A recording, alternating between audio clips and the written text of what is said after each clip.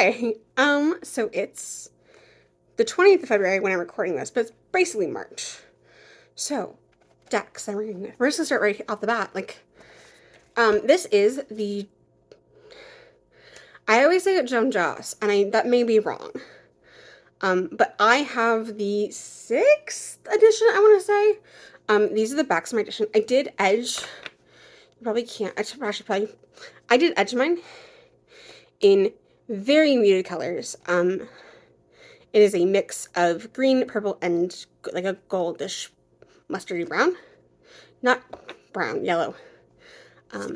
But this sort of gives you an idea of the coloration that I have of this edition. But yeah, I love this deck. This is like the closest that I have in my collection to Marseille. It's not quite a Marseille. It's heavily inspired by Marseille, but it's not fully a Marseille. Although I have my eye on a Marseille right now. We'll see. But also feels like it's more inspired by Marseille. Like the pips aren't quite properly aligned the way that you would see them. But I need it. I kind of forgot that it existed. It was really funny. Until recently I was like, wait, that deck exists. And I'm like, is it still in print? And yeah, it is. So next to the Herb Crafters. This is a trimmed copy. So it's always really funny when I trim, actually this one I got used, and the person who for me trimmed it. And so it's really funny to me when I see decks that I've trimmed, that people trimmed, that I own in other people's collections when they've not trimmed it. But yeah, no, I love this deck. I have been very slowly studying this deck. If you've seen my video on decks I'm currently studying, or how I study a tarot deck, you've probably seen this deck there. But yeah, no, it's gorgeous. I love it. There's a theme this month for my decks, which is very plants and earthy. And I'm very excited about it. But so that's the Herb Crafters. Then I'm just grabbing these in the order they're over here. So we're gonna start executing the oracles. This is the Scene Cycle. This is Mass Market, although I have the limited edition version of this deck, which has the bronze gilding. That is the only difference between this and the Mass Market, and that it came in a tin. These are the backs. This deck comes with 2 guidebooks, if you don't know. And my only complaint, as is many people's complaints, is that they do not have keywords. But honestly, I love the art so much that I almost don't care. But yeah, no, this is a favorite in my collection of my herb decks. But I also I love this one. But yeah, so that's the Seed and Sickle Oracle. Next we have The Language of Flowers by Sherilyn Darcy. This is a Rockpool Mass Market. I'm just gonna this deck really only comes out spring, summer for me. I think it's because of the colors. But yeah, no, it's these absolutely gorgeous, block printed look to it that I love. They probably actually are block prints, if I had to guess. But yeah, I really love this one.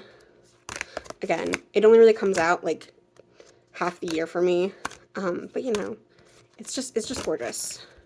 I don't know if I showed you. These are the backs. I guess we'll do the other tarot really quickly. This is the La Flora Tarot. Sorry, there's a card stuck in there. These are the backs. It's a tarot that goes its own way. It is all just these gorgeous plant associations in the deck.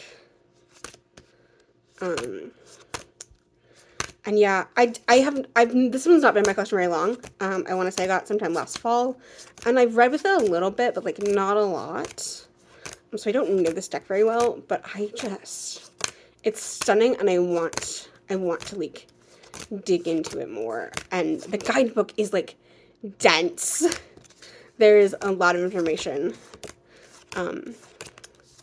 But yeah, no, this is the little Flora Tarot, and I love it. I mean, granted, there are very few decks in my collection that I'm kind of like met on, to be honest. If I get it, it's because I love it. Well, yes, I have like favorites, but like, you know. And then the other, I realize that for the most part, it's mass market this month, which is fine. But this is the Greenwich Oracle. These are the backs. I'm not gonna lie, I got this because the artist on this deck is oh my gosh, Sarah Richard, and I've been like kind of having like a love affair with her art lately.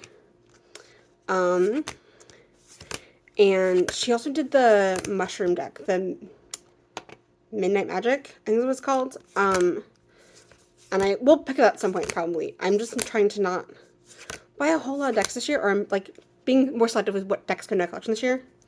And that is definitely on the list. I just think that I'm definitely going to probably end up picking the Del Toro Tarot soon here. So, but yeah, my only complaint about this. So, you've got what it is. You've got 3 keywords. This guidebook is in order by like the suits, like the individual, like there's like sort of like, yeah, there's sort of like unofficial suits in the title, in the deck.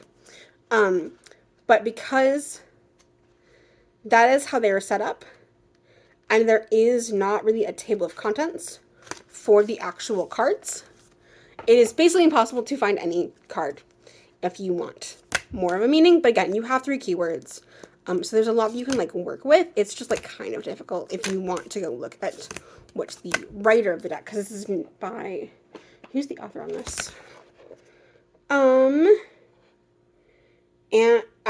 Aaron Murphy Hiscock?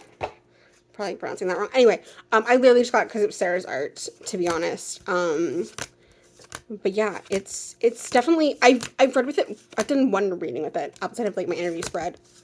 But yeah, so those are the decks that I will be using in March. Hopefully March will be a more consistent month for me. I sort of like read a lot of tarot at the beginning of the month and then just sort of tapered out this month. I am gonna get caught up today or this weekend, from my personal weekend, which is today and tomorrow. Not when you're seeing this. To get caught up on the monthly, the Weavers, because I am behind on that. But yeah, it's been a really like, just, I have not had the emotional spoons for tarot this month. So hopefully March will be better. But yeah, those are the decks I'm gonna be using. And I'll see you later.